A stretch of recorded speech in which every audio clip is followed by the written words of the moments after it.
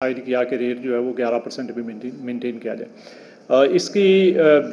बहुत सारी वजूहात हैं और मैं बस ज़्यादातर चीज़ें हमने जो स्टेटमेंट दी है उसके अंदर भी मेंशन कर दी हैं। बट मैं 2-3 चीज़ें आपको जो जो है वो आपकी खिदमत में पेश कर देता हूँ। पहली बात तो ये कि पिछले साल हमारा जो इन्फ्लेशन था, जो फिस्कल ईयर ख़त्म हुआ है, हेडलाइन इन्फ्लेशन एवरेज जो है वो 4.5% रहा, जो कि हमारे जो रेंज है जो हमने डिसाइड की हुई थी स्टेट बैंक की तरफ से टारगेट वो, और गवर्नमेंट का भी वही टारगेट था 5 to 7%, तो एक्चुअली नीचे की साइड पे था but was close to the target. जो नेक्स्ट ईयर के लिए हमने उसकी प्रोजेक्शन है वो भी मैं आपसे बाद में शेयर करता हूँ, लेकिन जो इसमें जो कंट्रीब्यूटरी फैक्टर्स थे ओबियसली एक तो फूड इन्फ्लेशन जो है उसमें काफ़ी ड्रास्टिक पिछले साल जो है वो कमी आई, और उसके साथ साथ जो है वो जो कोर इन्फ्लेशन है जो कि ज़्यादा स्टैटिक रहता है और उसमें कमी कम होती, तो उसमें भी आहिस्ता आहिस्ता पिछले साल के अंदर कमी आई, और जो पिछला महीना था जून का महीना उसमें ये कम हो गए तो अब 7.2% के करीब आ गया कोर इन्फ्लेशन। और इसी तरह जो हमारा हेडलाइन इन्फ्लेशन है पिछले महीने जून में ये 3.2% था। तो आपने देखा होगा कि अप्रैल के अंदर जो है वो इन्फ्लेशन हेडलाइन जो है वो बॉटम आउट हुआ और ये तकरीबन 0.3% के करीब आके तो इसने बढ़ना शुरू कर दिया, और पिछले 2 माह में मई और जून के अंदर इसमें इजाफा हुआ है, और आगे भी हम देख रहे हैं कि इसका अगले साल जो है वो थोड़ा शुरू में कम इजाफा है, उससे आगे थोड़ा ज़्यादा इजाफा है, बट इसका नॉर्मल जो स्टांस है हमारा वो वही रहेगा। और इसके साथ साथ जो हम देख रहे हैं कि चूँकि एनर्जी प्राइसेस अभी रिसेंटली कुछ उसमें एडजस्टमेंट्स हुई हैं और आगे चल के बेस इफ़ेक्ट जो है वो उसका भी वो फेवरेबल नहीं रहेगा, तो उसका भी इम्पैक्ट जो है वो नेक्स्ट ईयर में आएगा। तो इस सब चीज़ों को देखते हुए कमेटी ने ये डिसाइड किया, और उसके अलावा बाकी के जो हमारे इंडिकेटर्स हैं जिसमें ख़ासकर जो है वो एक्सटर्नल अकाउंट की हमारी सिचुएशन है उसको भी रिव्यू किया,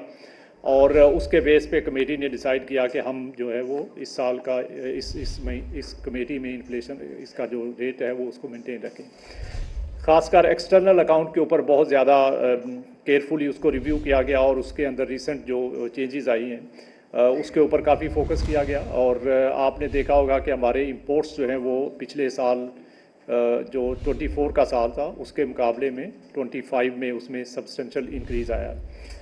जो 24 के अंदर 53 बिलियन डॉलर्स के इंपोर्ट्स थे,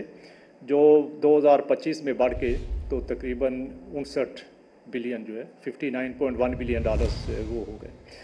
तो इसके अंदर जो ओवरऑल इंक्रीज़ था वो तकरीबन 11% के करीब था, 11.1%। लेकिन ज़्यादा जो इसमें देखने की बात है कि नॉन ऑयल इंपोर्ट्स में कैसे उसमें चेंज आया। तो नॉन ऑयल इंपोर्ट्स जो हैं वो 16% से बढ़े हैं, और ये इस चीज़ को भी इंडिकेट करता है कि हमारे जो इंपोर्ट्स हैं उसमें एक ब्रॉड बेस्ड ग्रोथ हुई है, और साथ में इकोनॉमिक एक्टिविटी ने चूँकि पिकअप करना शुरू किया है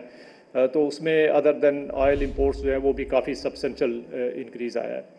और साथ साथ जो है वो हमारे जो दूसरे करंट अकाउंट के हमारे कंपोनेंट्स हैं जिसमें रेमिटेंसेस हैं,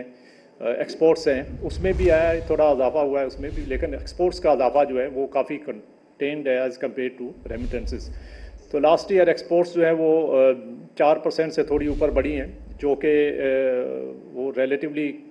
कम थी, उसको मज़ीद जो है वो बेहतर होना चाहिए ताकि हम अपना करंट अकाउंट जो है उसको मेंटेन कर सकें, सरप्लस या उसके डेफिसिट को कंटेन कर सकें। रेमिटेंसेस का बहुत अच्छी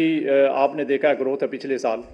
और ये 38 बिलियन डॉलर टोटल रेमिटेंसेस थी as against 38.3 billion dollar as against 30 billion dollar, तो तकरीबन 8 बिलियन डॉलर का इसमें इजाफा हुआ है। उसके बहुत सारे कंट्रीब्यूटिंग फैक्टर्स हैं, लेकिन एक जो की कंट्रीब्यूटिंग फैक्टर है